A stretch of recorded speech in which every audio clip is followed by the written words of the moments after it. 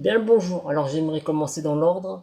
Je tiens à remercier et à féliciter ceux qui ont vu mon tweet de par mon compte X.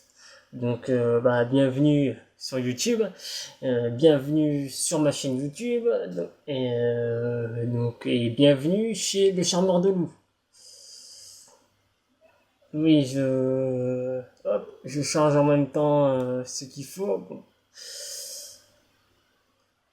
Donc, bienvenue à ceux qui passent de chaîne YouTube à chaîne YouTube. Le charmeur de loup. Donc, on va, durant cette bonne petite vidéo, alors il faut savoir que la vidéo est tellement longue que j'ai dû la scinder tout simplement. Donc, il faut savoir que les deux vidéos qui se suivent, tout simplement, hein, sont en fait une seule et même vidéo. Je tenais à préciser, hein, bon.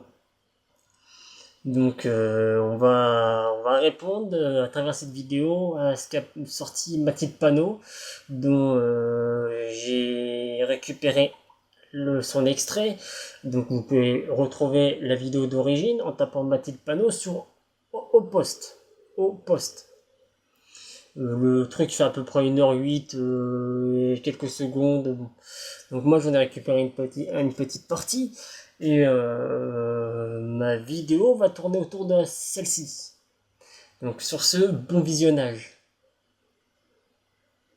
Mais c'est que 420 000 voix on a raté le second tour, il y a 4,2 millions de jeunes qui sont devenus majeurs entre 2022 et 2027. Et la jeunesse de ce pays, je vais vous dire qu'elle donne vraiment beaucoup d'espoir. D'abord parce que la moitié de la jeunesse de ce pays votait pour les mesures du nouveau Front populaire. Donc la jeunesse de ce pays, elle est massivement antiraciste, elle est massivement féministe, antifasciste, consciente des enjeux écologiques. Donc vous avez le texte ici, hein, joli. Hein. Normalement, je vais pouvoir vous le mettre dans la vidéo, vous allez le voir. Donc racisme, antisémitisme et xénophobie, la tolérance progresse, mais le nombre d'actes reste à un niveau record. Donc, à l'occasion de la journée mondiale de lutte contre les discours de haine, la Commission nationale consultative des droits de l'homme, donc le CNCDH, publie le 35e rapport annuel sur la lutte contre le racisme, l'antisémitisme et la xénophobie. Le président de la CNCTH l'a remis officiellement au Premier ministre jeudi 12 juin. L'année 2024 a été une année politique sous tension marquée par une très forte instabilité institutionnelle et une défiance accrue des citoyennes et citoyens à l'égard des institutions. Le désengagement institutionnel pour lutter contre les actes et les discriminations à caractère raciste est très préoccupant. En qualité de rapporteur national indépendant, la CNCTH adresse un appel sans équivoque au gouvernement. Il est impératif d'agir rapidement et de répondre aux attentes des Françaises et Français dont plus de 75% considèrent qu'une lutte vigoureuse contre le racisme est nécessaire en France. Face à la recrudescence des actes racistes, la société française ne se résigne pas. Elle attend des actes de la part des autorités publiques, l'État ne peut demeurer hésitant. Des actions fortes doivent être prises. Faire reculer le racisme sous toutes ses formes en France appelle une mobilisation sans faille de tout l'appareil d'État. Donc on a un nom, Jean-Marie Burguburu, président de la CNCTH. Donc la tolérance progresse, mais les préjugés persistent. Après une chute de 3 points de l'indice de la tolérance en 2023, la tolérance progresse à nouveau, plus 1 point en 2024. L'indice longitudinal de tolérance, donc ILT, s'établit à 63 sur 100, soit le troisième meilleur score depuis 1990, pardonnez-moi. Cependant, cette amélioration globale masque des disparités quant à l'intensité du rejet à l'égard des minorités. Les stéréotypes racistes restent profondément ancrés pour certains groupes de la population. Ainsi, les Roms sont toujours perçus comme groupe à part par 59% de la population. Alors les Roms, hein, c'est ceux qu'on retrouve dans certains petits villages ou certaines villes. Excusez-moi.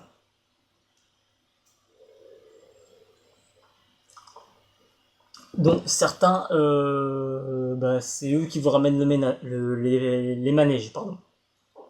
Les fêtes foraines et compagnie. Donc on est bien content de profiter lorsqu'ils nous ramènent des manèges. Bon.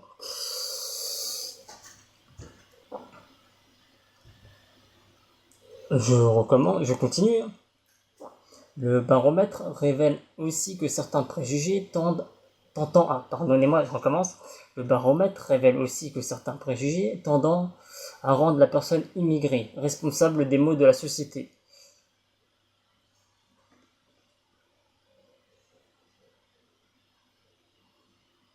Je continue. Notamment de la situation économique et sociale et de l'insécurité perdurant. Les propos stigmatisants et discriminatoires tenus par certains responsables politiques, fréquemment amplifiés par les médias d'opinion contribuant à ce phénomène. La CNCTH a largement documenté et dénoncé comment ces discours participant à nourrir le rejet de l'autre et à banaliser l'expression de la haine dans la société, les discriminations et les violences. La hausse des actes racistes se poursuit. Après une année 2023 marquée par une explosion des actes racistes et en particulier des actes antisémites, le nombre d'actes racistes enregistrés en 2024 par le ministère de l'Intérieur continue à augmenter et reste à un niveau inédit depuis... On continue, Début de la collecte des données. En outre, les violences envers les personnes ont progressé. Plus 11% de crimes ou délits racistes recensés par les forces de l'ordre.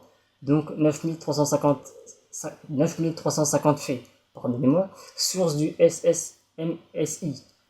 Plus de 1570 actes antisémites, recensant un chiffre toujours très élevé, proche de celui de 2023. Source donc TNRT. Plus 55% de signalements en ligne sur la plateforme Pharos.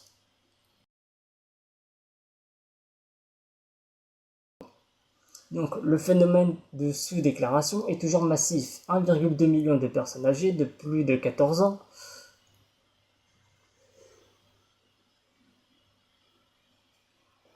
se déclarent chaque année victimes d'au moins une atteinte à caractère raciste. Enquête du VRS, publiée en décembre 2023. Or, 97% d'entre elles ne portent pas plainte. La sous-déclaration ne recule pas en France. Elle s'explique notamment par la défiance envers les institutions, les difficultés à porter plainte et le faible nombre de condamnations. Une réponse judiciaire, bien au-delà des enjeux. En 2023, seulement 8282 affaires étant traitées par les parquets, soit une augmentation de 4%, alors que cette même année, le nombre d'actes enregistrés par le ministère de l'Intérieur augmente de 32%. Et seules 1594 condamnations ont été prononcées. Le taux de classement sans suite demeure très élevé, bien au-dessus du contentieux général, surtout avec 5 condamnations en 2023 pour discrimination. La réponse pénale n'est pas à la hauteur des enjeux.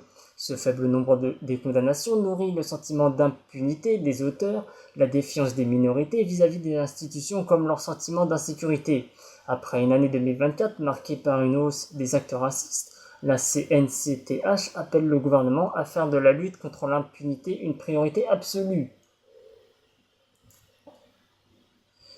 Le racisme dégrade fortement la santé des personnes victimes. Les personnes victimes de racisme, quel que soit leur âge, voient leur état de santé se dégrader. Elles doivent s'adapter au quotidien aux comportements racistes à leur rencontre, optant pour des stratégies d'évitement, de repli sur soi ou de résignation, ou devant prouver sans cesse leur légitimité. Hypervigilance, stress et dépression, anxiété, parfois associés à des maux de tête, de l'hypertension, sont fréquents chez les personnes racisées.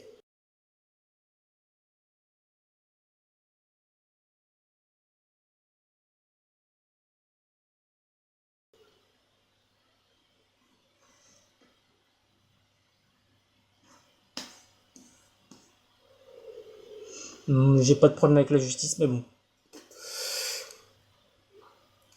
Je continue.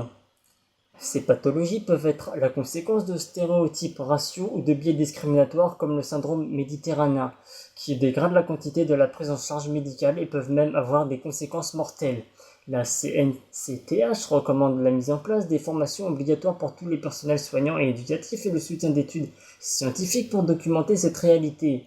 La CNCTH est une vigie, mais aussi un levier. Sa parole est entendue et attendue par les institutions, la société civile et les acteurs de terrain. Il est urgent de mettre en place les préconisations de ce rapport pour faire reculer l'impunité. Il en va de la cohérence de la société. Bla bla bla. Bon. Alors, si je vous ai montré ce document, bien qu'il n'est absolument pas adressé aux Blancs, ne vous inquiétez pas, le deuxième tableau est tout aussi intéressant. Pour ceux qui auront du mal à comprendre, il y a une citation qui dit « Réfléchis à deux fois avant d'utiliser une arme si tu ne veux pas que cette arme se retourne contre toi-même. » Bon. Mais ce premier document prouve qu'effectivement, il y a de l'insécurité en France. Dis donc, je croyais que c'était une thèse complotiste. Bon, on passe, la vidéo tourne. Alors, voilà, nous sommes sur Élysée Insider, nous avons une date, le mardi juin 30 2026, donc c'est récent mine de rien. Donc, et nous avons un titre, l'âge des défis, 78% des jeunes français voient le racisme anti-blanc comme un phénomène réel. Oui, parce qu'on veut nous faire croire qu'il y a du racisme en France. Pas de souci, on va voir les chiffres. Donc, il est inscrit, excusez-moi, c'est un peu petit, hop. Donc, un rapport du CSA. Donc, le CSA, qu'est-ce que c'est?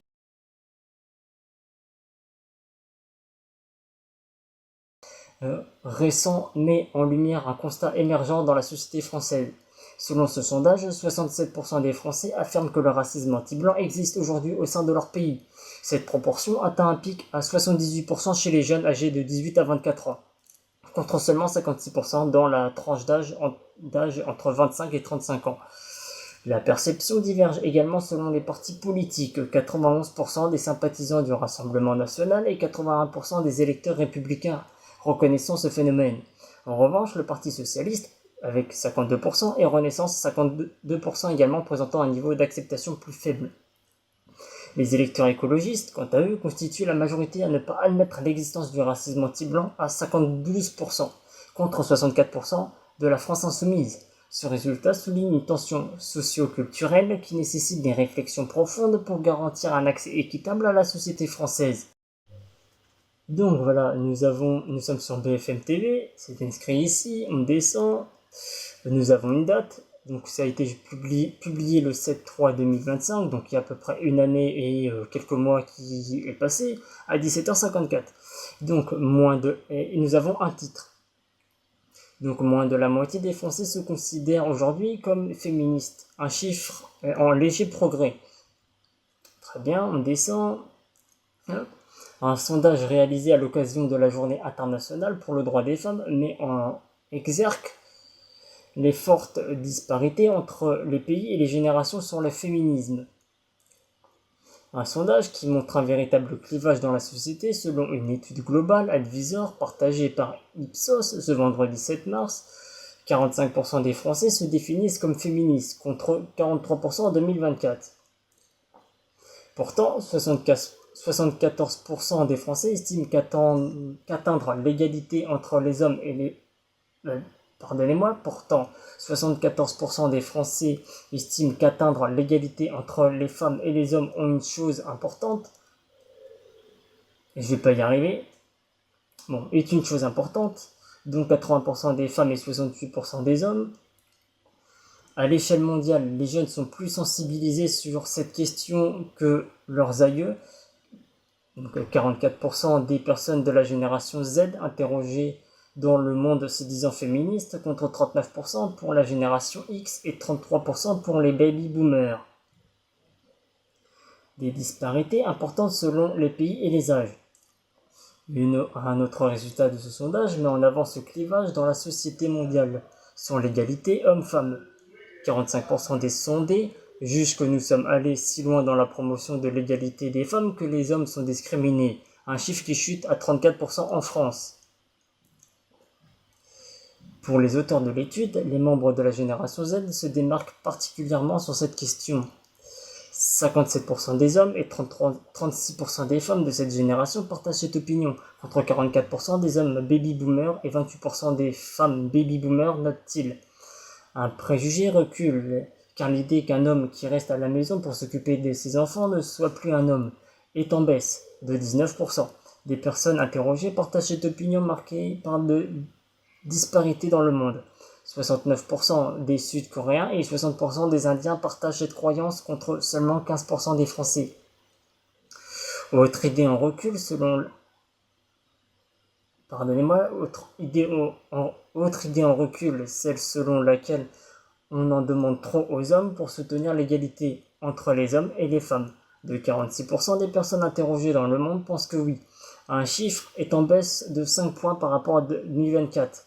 Encore sur cette question, la génération Z se distingue, car 57% d'entre eux, à travers le monde, trouvent que l'on en demande trop aux hommes. En France, 34% jugent qu'on en demande trop aux hommes pour tendre vers l'égalité.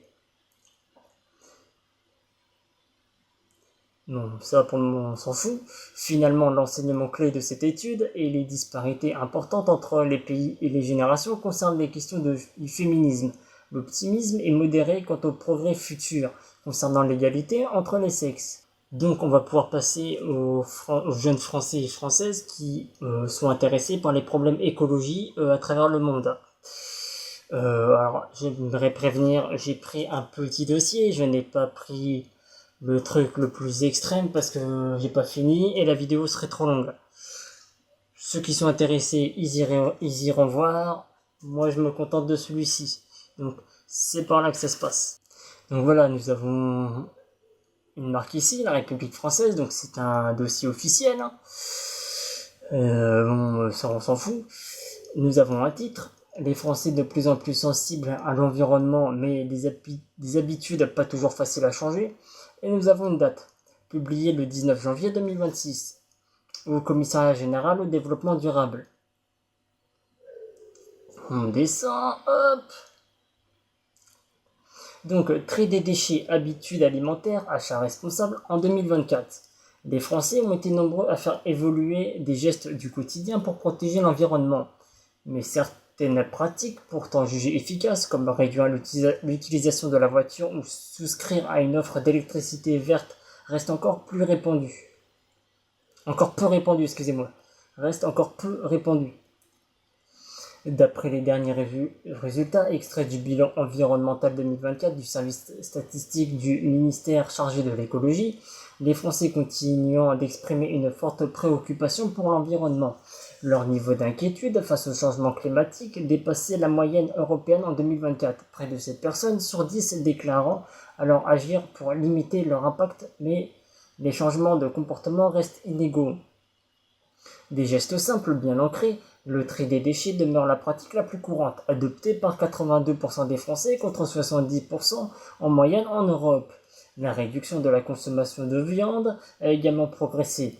41% des Français, tout comme l'intention portée à l'empreinte carbone des aliments.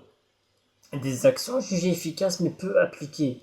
En revanche, des gestes perçus comme efficaces sont encore peu appliqués. Seuls 27% des Français indiquent avoir réduit leur utilisation de la voiture, un chiffre bien inférieur à celui des Suédois avec leurs 63%, entre parenthèses. Le recours à l'électricité d'origine renouvelable restait aussi limité avec 9%, entre parenthèses, tout comme l'installation de panneaux solaires. Des changements plus profonds et plus difficiles. Les pratiques les plus efficaces, comme réduire la consommation d'énergie ou limiter les voyages en avion, sont bien identifiées par les Français, mais elles sont jugées difficiles à mettre en œuvre du fait de contraintes économiques, pratiques ou culturelles. Donc jusqu'ici, il est vrai qu'il y a une partie de juste côté féministe, là-dessus rien à dire.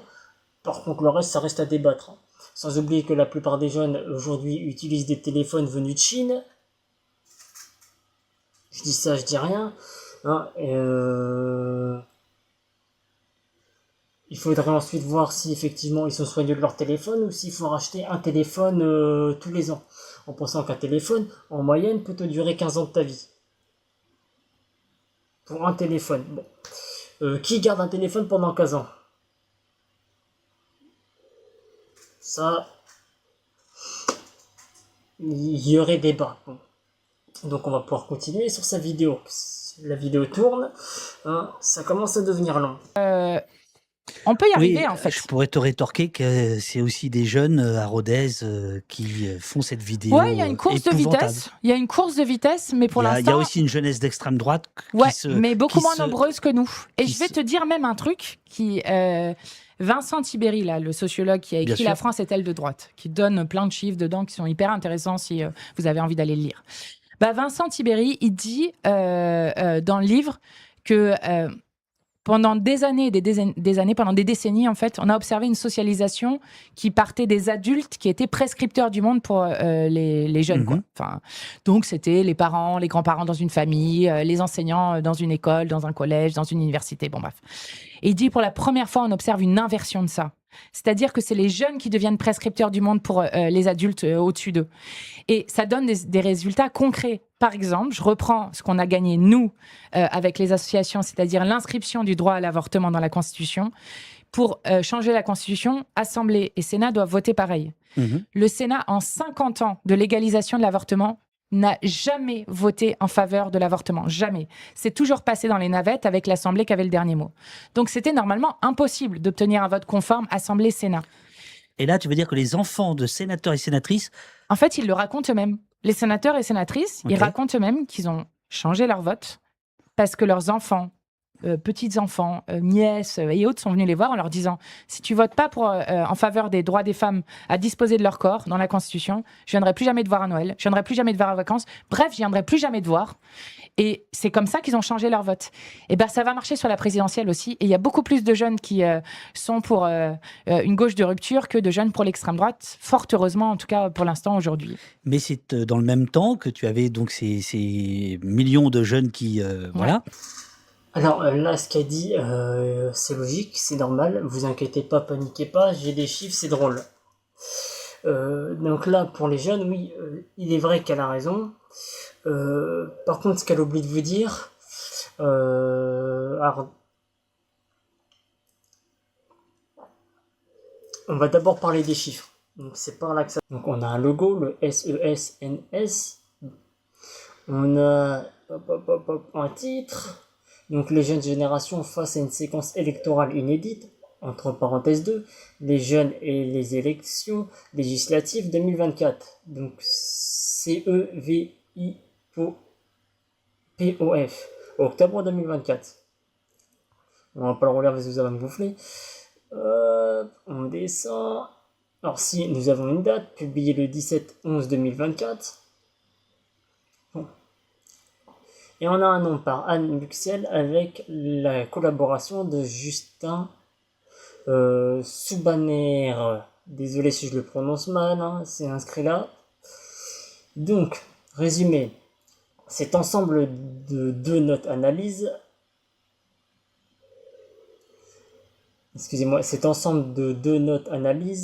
le comportement électoral des jeunes, entendu ici comme les moins de 35 ans, lors des deux scrutins de juin 2024. Cette séquence électorale inédite fournit une occasion rare d'apprécier le comportement électoral des jeunes générations confrontées sur un temps rapproché à des scrutins bien différenciés ainsi qu'à des enjeux civiques et politiques qu'ils ont pu interpréter de différentes manières. Cette seconde note revient sur la participation des jeunes aux élections législatives qui ont suivi les élections européennes du 9 juin 2024 et la dissolution inattendue de l'Assemblée nationale ainsi que sur les choix qu'ils ont formulés. Le caractère inédit de la situation se conjugue sans doute à la polarisation partisane qu'elle a suscitée pour expliquer une mobilisation beaucoup plus importante que lors des scrutins précédents. Pour une majorité des Français, 55%, le Front républicain exprime l'inquiétude de ceux qui pensent que le Rassemblement national est une menace pour la démocratie. Les jeunes sont en plus grand nombre à partager cette opinion, avec 63% des 18 à 24 ans, puis et 58% des 25 à 34 ans. Mais l'ampleur des logiques de barrage révèle aussi l'importance du rejet de l'extrême gauche, incarné par LFI, et son leader par une partie significative de la population électorale. Les écarts générationnels sont révélateurs d'une répartie contrastée des types de barrages exprimés. Plus on est jeune, plus cette dynamique de rejet s'exprime envers le RN, et plus on est âgé, plus elle se porte comme contre le nouveau Front populaire, mais à part égale contre le RN. Au second tour des législatifs, les votes pour les candidats du RN ont nettement progressé dans l'ensemble du corps électoral, ainsi que dans l'électorat juvénile. Si le soutien des jeunes au NFP se distingue de celui qui est observé dans l'ensemble de la population électorale, 35% contre 25%. Une part tout aussi importante de la jeunesse vote pour les candidats RN et leurs alliés, 34%. C'est moins que dans l'ensemble du corps électoral, avec 39%. Mais c'est le signe d'un ralliement important. Il y a donc bien deux jeunesses aux profils sociaux et culturels différents, animés par des valeurs et des attentes parfois opposées.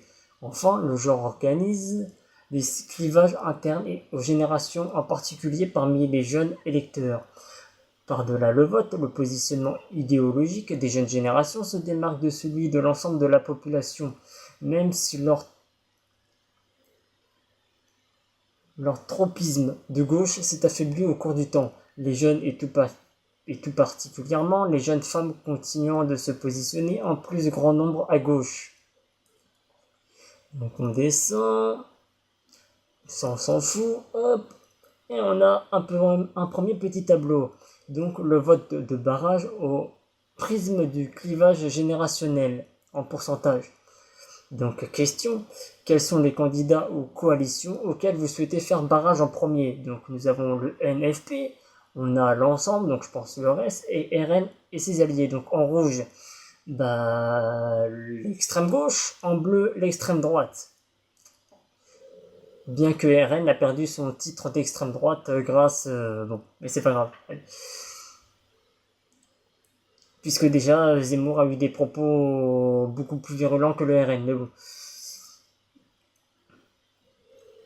Donc, nous avons les moins de 35 ans. Donc, on y voit un 25 et un 65 contre le RN. Ensuite, nous avons les 35 à 59 ans. Et les 60 ans.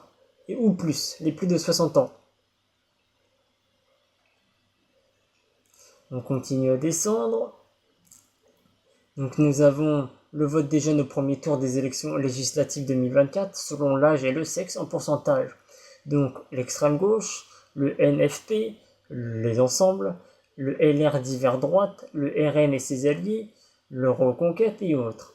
Femmes de moins de 35 ans, hommes de moins de 35 ans, ça, je sais pas ce que c'est, ça sort de... je sais pas ce que c'est. On a les femmes de moins de 35 ans, les hommes de moins de 35 ans, je sais pas c'est quoi. Bon, on s'en fout. On a ensuite l'ensemble des femmes et l'ensemble des hommes. Je vous laisse juger par vous-même, hein.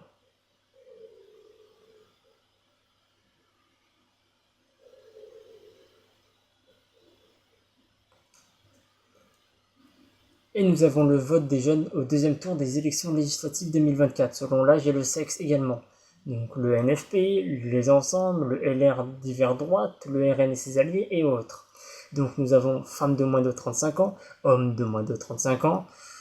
Un truc toujours... je sais pas ce que c'est. Je sais pas ce que ça fait là. Je sais pas, ST moins de 35 ans.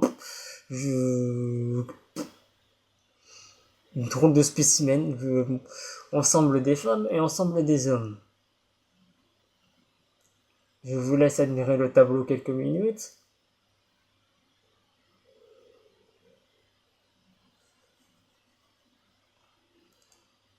Et on descend et c'est fini. Allez, hop, on remballe. Oui, parce que ce qu'il faut savoir, c'est que ce que explique Mathilde Panot, c'est qu'ils ont besoin des jeunes pour arriver au pouvoir, car en fait, la plupart des professeurs aujourd'hui sont de politique de gauche, tout simplement.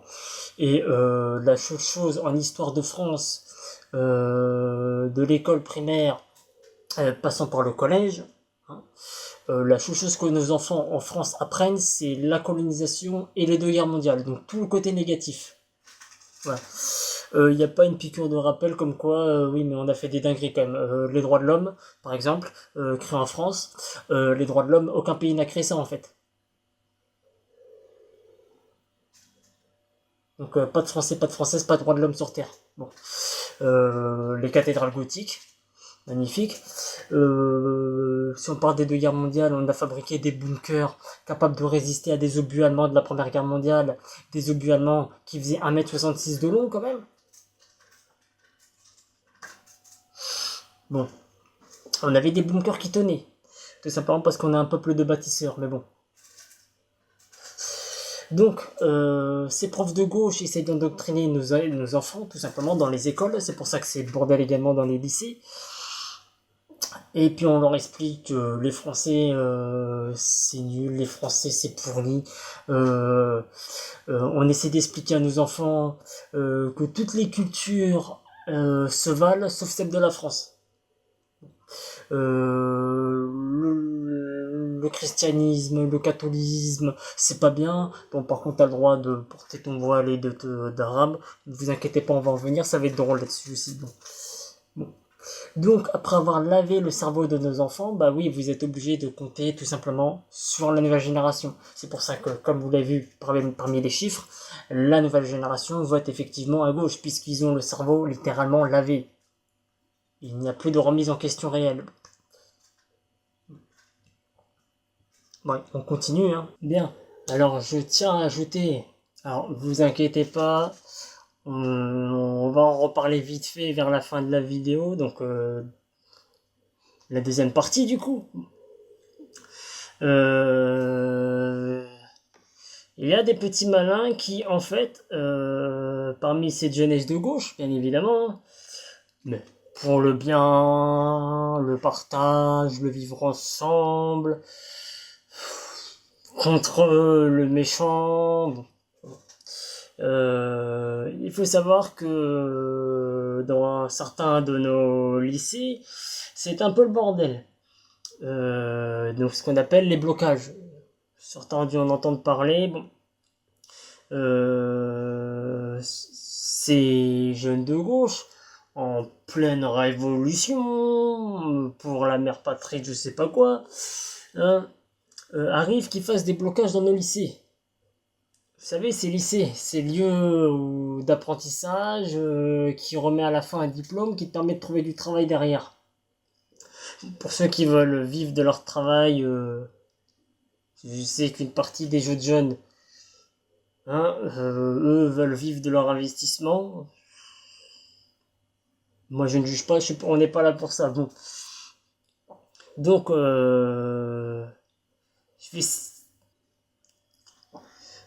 ces blocages, hein, bien que touchant une minorité d'établissements sur les 3700 lycées français, se produisent lors de grandes réformes, entre parenthèses comme les retraites, le bac, le Parcoursup, et peuvent impliquer des groupes restreints d'élèves, parfois soutenus par des syndicats lycéens, des syndicats de lycée ou des mouvements externes.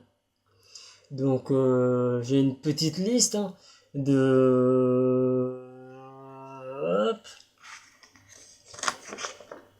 des établissements qui ont déjà reçu au moins une fois dans leur histoire d'établissement scolaire un blocage. Donc on y liste le lycée Voltaire, le lycée Turcot, le lycée Louis-le-Grand, le lycée François Villon, le lycée Saint-Exupéry, le lycée François Maurice, le lycée Bréquigny, le lycée Faidherbe, le lycée Fanelon, le lycée Michelet, le lycée Tolbiac. Ah, le lycée Tolbiac. En parlant du lycée Tolbiac, parce que là je lis, donc je pense que vous avez oublié de quel genre de blocage je parle de cet exemple-ci. Je veux répondre à madame la journaliste qui a parlé de non-mixité raciale et qui en fait se trompe complètement. Le but c'est de faire des AG en non-mixité raciale, ça veut dire que en fait ces AG elles sont organisées par des racisés, donc des personnes de couleur, pour entre eux parler des oppressions, parce que le racisme, c'est une oppression qui existe dans notre société et qui a toujours existé et qui qui existera peut-être toujours. Et donc ça, ces AG, elles sont organisées par des personnes racisées. Ces personnes, pour les AG en non-mixité de genre, c'est organisé par des femmes et des minorités de genre pour parler des oppressions, pour parler du sexisme en dehors, pour libérer la parole en dehors de tout ce qui est les hommes cis blancs, etc., qui peuvent être des oppresseurs. Vous voulez dire que pour qu'une parole s'exprime, il faut se sentir protégé, entre guillemets, entre soi. Oui, mais évidemment, ces AG, elles sont minoritaires. C'est un atelier ici, c'est une AG ici. Il ne s'agit pas de faire de toute l'occupation en permanence une non-mixité. Mais l'inverse n'a pas lieu d'être, puisqu'il n'y a pas d'oppression des racisés envers les Blancs dans notre société qui soit systématique. Vous êtes allé dans... Vous êtes participer à cette assemblée générale quand elles sont organisées de manière racisée, comme vous dites. Est-ce que moi je pourrais venir? Si vous êtes une personne racisée, oui. Mais qu'est-ce que ça veut dire, qu'est-ce que ça veut dire être racisé? Qu'est-ce que ça veut dire une personne racisée? À partir de quand on est français, racisé? dans un langage normal, c'est quoi? Ça veut dire quoi une personne racisée? C'est-à-dire une personne qui n'est pas de couleur blanche. Parce que le racisme, dans un certain nombre de quartiers à l'égard des Blancs, puisque vous hésitez sur les mots, ça n'existe pas. C'est une invention. Je n'hésite pas sur les mots, j'utilise les mots qui sont utilisés dans nos luttes. D'accord. Est-ce que ce racisme à l'égard des Blancs, il n'existe pas? Imaginez... Le racisme à l'égard des Blancs n'est pas systématique. Donc le racisme anti-blanc est une invention, il n'existe pas. Maintenant, j'aimerais qu'on revienne sur la répression qu'il y a eu ce matin. Ça n'existe pas, c'est une invention... Mais enfin, vous vous rendez compte, mais vous sortez de la fac, vous allez dans des quartiers voir comment ça se passe. Ne m'infantilisez pas, je suis une jeune femme, je suis étudiante, je suis blanche, certes. C'est vrai, pour vous c'est très difficile, je comprends qu'avouer que vous êtes blanche, c'est un vrai problème. Est-ce que vous étiez là au moment de l'évacuation, Juliette? J'étais là ce matin au moment de l'évacuation, j'étais en train de dormir dans l'amphi, comme une très grande majorité des étudiants, même s'il y a des gens dehors qui guettaient, etc. Parce qu'on craint toujours une évacuation policière, on craint toujours une attaque de groupuscules fascistes. Alors, est-ce que vous jugez illégitime cette évacuation à partir du moment où, de toute évidence, il est établi que cette occupation elle est très minoritaire, elle était très minoritaire parmi les étudiants? Mais il n'a jamais été établi que cette occupation était très minoritaire parmi les étudiants. Je vous rappelle qu'elle a été votée en Assemblée Générale à plus combien de étiez-vous 1500 personnes. 1500 sur 10 000, c'est ça à peu près, sur 10 000 Mais les gens étudiants. sont invités à venir en Assemblée Générale. Vous parlez comme si la minorité silencieuse était contre le blocage. Il n'y a aucune preuve que la minorité silencieuse soit contre. On l'a vu, le blocage. disons, dans les autres universités ou à Sciences Po, à Strasbourg. Manifestement, un certain nombre d'étudiants pensent qu'ils ne pouvaient pas vraiment s'exprimer librement dans les assemblées non racisées, celles-là. Enfin, je ne sais pas comment il faut dire. Les assemblées générales sont des assemblées Qui ne sont en pas mixité, racisées, celles-là. Elles sont en mixité, évidemment. Ah oui, tout le monde est autorisé. Enfin, vous vous rendez compte, ce vocabulaire, c'est effrayant. Non, cette jeune fille, vous êtes sympathique, vous avez 19 ans, je ne vais pas être agressif et tout. Je suis effrayé par ce que vous dites. Effrayé, je ne sais pas. Soyez effrayé, moi je suis effrayé par la vieille droite que vous représentez. J'espère que tu vas le dire. Enfin, c'est pas exactement, possible. Pour le coup, des discussions qui avaient lieu à Nanterre à l'époque en disant on ne bloque pas la fac. C'était toute la différence entre le 22 mars, qui a occupé simplement le rectorat, et après a appelé à des assemblées générales en dehors, de ne pas bloquer. C'est pas là-dessus que je te pose la question. C'est sur le racisé. Enfin, est-ce que tu acceptes l'idée? Vous avez quand même une obsession. On ne va pas faire tout le débat là-dessus, Robert. Attends, mais la répression policière, personnellement. C'est quand même hyper important. Imaginez qu'il y ait des gens qui disent, des blancs qui disent, nous on veut une assemblée où il n'y ait pas de gens de couleur. Ça ferait bondir les gens. Là, on entend exactement la même chose de l'autre côté et on ne serait pas sidéré. Alors, votre réponse, et puis on referme le chapitre. Votre réponse. Je l'ai déjà donné ma réponse. Le racisme anti-blanc n'existe pas. Le racisme, il est envers les personnes racisées. C'est un racisme systématisé dans notre société. C'est tout. Il n'y a rien d'autre à dire. Il y a une cause. Oui, je sais. C'est un peu vieux jeu, ça date déjà de 8-10 ans, bon, nous on change pas une équipe qui gagne. Donc, un bâtiment de Lens a été touché aussi, un bâtiment scolaire de Sciences Po, le lycée Jacques Decour et le lycée Rodin. Et il y en a peut-être d'autres, bon. Blocage fort intéressant à mon avis. Ça dépend pour qui.